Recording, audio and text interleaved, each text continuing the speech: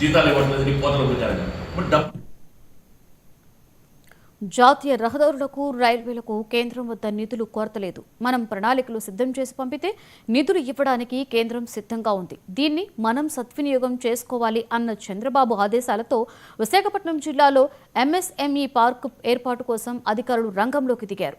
పద్మనాభం మండలం కృష్ణాపురం గ్రామంలో సూదికొండ వద్ద సర్వే నెంబర్ 88లో సుమారుగా 11 ఎకరాల భూమిని ఎంఎస్ఎం పార్కు కోసం చదును చేయడానికి వచ్చిన రెవెన్యూ అధికారులను రైతులు అడ్డుకున్నారు.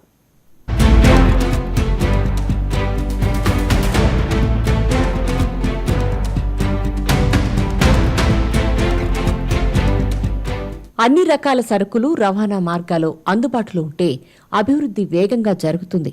ఓడల రేవు, విమానాశ్రయాలు, రైలు, అంతర్గత జల రవాణా మార్గాల కోసం ఎయిర్పోర్టులకు అనుసంధానంగా రోడ్డు, రైలు రవాణా మార్గాలు జాతీయ రహదారులతో అనుసంధానం చేయాలన్న సీఎం చంద్రబాబు ఆదేశాలతో విశాఖ జిల్లా అధికారులు పద్మనాభ మండలంలో ఎంఎస్ఎంఈ పార్క్ కోసం సర్వే చేశారు. కృష్ణాపురం గ్రామంలో సూదికొండ వద్ద ఉన్న సర్వే నెంబర్ 88లో సుమారు 11 ఎకరాల భూమిని ఎంఎస్ఎంఈ పార్కు కోసం చదును చేయడానికి వచ్చిన రెవెన్యూ అధికారులను రైతులు అడ్డుకుని అభ్యంతరం తెలిపారు. నా పేరు కనక సూర్యబాబు అండి, మాది కృష్ణాపురం. మా తాతనుల కాంచి ఇది ఆక్రమించుకొని గుర్రి గూటి చుట్టి ఉన్నాం. ఈ రోజు వీళ్ళు వచ్చి మమ్మల్ని చేసి బాగు చేసేస్తున్నారు. డిపార్ట్మెంట్ తాలికండి దాని గురించి మమ్మల్ని ఏదైనా అడిగితే మీరు ఎవరు ఇక్కడ మాట్లాడడానికి ఇదేది మమ్మల్ని చేస్తున్నారు.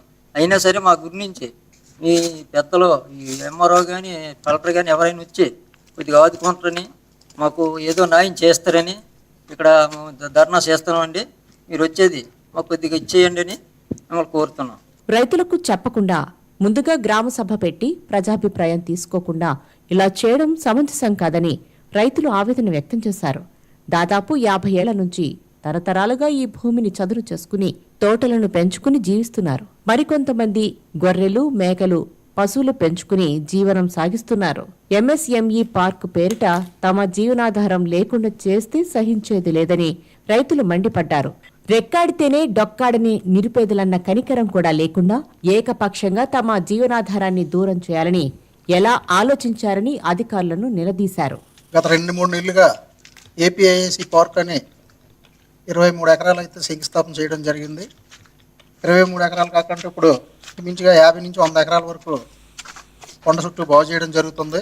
ఈ 50 నుంచి 100 మంది రైతులు దీంట్లో పూర్వం గత 30-40 సంవత్సరాల నుంచి ఆక్యుపేషన్లో ఉన్నారు. ఈ మొక్కలు అనుకొని ఇవనుకొని అన్ని పెంచుకొని ఉన్నారు రైతులు. కనీసం గ్రామ సభ కానీ ఊర్లో గ్రామ తీర్మానం కానీ ఏమీ లేకుండా వాళ్ళకి నచ్చినట్టు వాళ్ళు బాగు చేసుకుని వెళ్ళిపోతున్నారు. వెళ్ళిపోతే రైతులందరూ అడిగినప్పటికీ కూడా వాళ్ళటువంటి సరైన సమాధానం చెప్పలేదు. ఉన్నతాధికారుల ఆదేశాల మేరకే తాము భూమి చదును చేయడానికి వచ్చామని అధికారులు చెబుతున్నారు. రైతుల అభ్యంతరాలు, వ్యతిరేకతను ఉన్నతాధికారుల దృష్టికి తీసుకువెళ్తామన్నారు.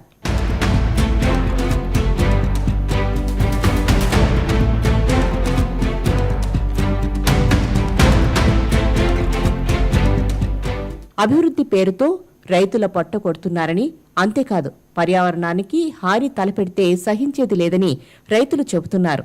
ప్రభుత్వం రైతుల మొర ఆలకించాలని వేడుకుంటున్నారు.